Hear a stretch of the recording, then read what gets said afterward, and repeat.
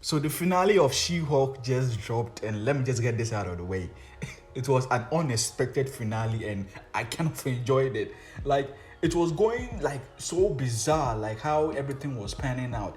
And then when everything happened the way it happened, I was like, God damn, this is one of the best finales of the Disney Plus shows that we've got. Yeah, it was weird, but it's just that unexpected factor in it and some of the characters who came back that made this episode a blast. Anyway, in this video, I'm going to give you some of the top moments in this episode, 4 to be exact. So let's just dive into it. At number 5, we have the post-credit scene, Wong busting out Abomination yet again. I mean, I don't know what is going to happen. It's always good to see Wong. Like when he came on the last couple of episodes ago, like he was a delight, also with Madison, and now he came to bust out Abomination.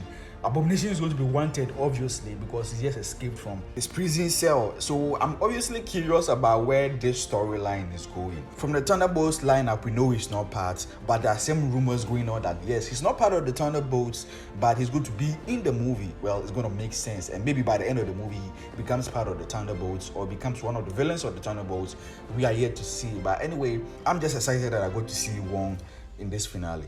At number 4, we have the opening scene. Such a unique way to open the show, considering it's paying homage to the, those type of classic TV shows, and especially the old Hulk TV show. And I just loved it how they open it that way. And I bet fans of that TV show or those type of, that era of TV show, shall I say, were delighted at this bit. At number 3, we have Daredevil's return. I mean, Charlie Cox appearing as Matt Murdock / Daredevil in last episode was one of the best things that happened to the show, if not the best thing, because to some people, he really was the highlight of the show. That is when he came on last episode. He gave such a strong performance. Even though, yeah, they gave him some MCU-ish line and some little humor, but he felt like the Daredevil that we knew in the Netflix show.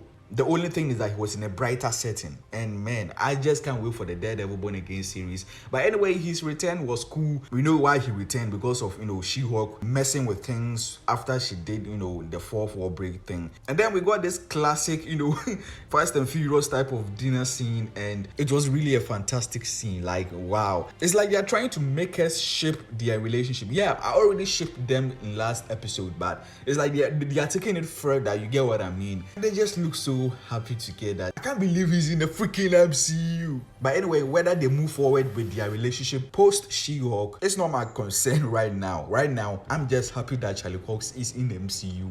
Never did I think that I would see Matt Murdock, Daredevil, and Hulk in the same scene together. But I do know that, yeah, he's going to meet different characters, different Avengers, different superheroes, and all that in Daredevil Born Again and other projects that he's going to be in. But wow, nothing like reality to just hit you right in the face. At the second spot, we have Hulk's return plus him introducing his son, Scar. Like, wow, they are really setting up the World War Hulk movie. I mean, when in episode 1, that spaceship came in front of their car and they crashed, we were all like, goddamn, like, that's a Sakaar, carrier ship or whatever. And it feels like they're setting up a World War Hulk movie. And then in the second episode, they took it further and we just saw this guy in the same spaceship and flew off in space. Like, and then in this episode, this finale, the ending scene, he shows up at the dinner scene and introduces his son. I was like, what? I was surprised and not surprised at the same time. But to be honest, the CGI needs more work. What's that hairline though? What was the choice? Like, who sat there and said, you know what? Let's just give him a hairline that can make people's eyes bleed. Like, goddamn. This guy is looking like a hair implant gone wrong. But anyway, I enjoy the scene. Come on, I freaking love Hulk, and any scene with him, I'm instantly into it. At the number 1 spot, we have breaking the fourth wall. This show took breaking the fourth wall to the next level. The only time that I saw this level, or should I say 2 times that I saw this level of breaking the fourth wall, was on Supernatural. If you've watched the show, you know this episode, I don't know which season, where something happens and they end up in a different world. And in that world is the real world, where people see them, or they are Jared Padalecki and Jensen Ackles, but to them they are Sam and Dean Winchester. And that was just an amazing episode to go through, where they went to Jared Padalecki's house and they met his wife, and Dean was like, married fake Ruby? And the second time I saw this was on Deadpool 2. The ending scene where he's time traveling and he's going to different timelines and all that. And he freaking went and killed Ryan Reynolds. Like, I like this amazing fourth wall break scene that they gave us. For her to literally stop the episode mid-streaming and then go to the title cards, breaks past their own, comes to the real world, meets the directors, and in this case, director and writers, talking about how her finale is ass, and then goes to meet Kevin. Kevin Feige. We all know that, but they made him a freaking AI. Kevin? It stands for Knowledge Enhanced Visual Interconnectivity Nexus. Were you expecting a man? And decided to change everything about this finale, and even added Daredevil, Matt Murdock into the mix. That's why he dropped in just out of nowhere and proceed to ask questions that the internet, Marvel fans, comic book fans have been asking for a while now. Oh wait, you are sitting? What's with all the daddy issues? Wow. And it matches the comic books like so accurately. This is why I rate this episode, this finale, so high. Now that's it for the list. Man, this was just an unexpected finale, and a highly good one at that. Like, I didn't expect this. We know that we expected, the Hawk Blood to take place, and I thought it was probably the one behind it all. For a twist like this, for her to break the fourth wall and change everything in it, like, no one would have predicted it, even if you are the most loyal She-Hulk fans and have read every comic book to date. Now, let me talk about some of the teases that, they gave us or they talked about in the show for their upcoming projects. First, the mutants. We know the X-Men are coming. When are we getting the X-Men?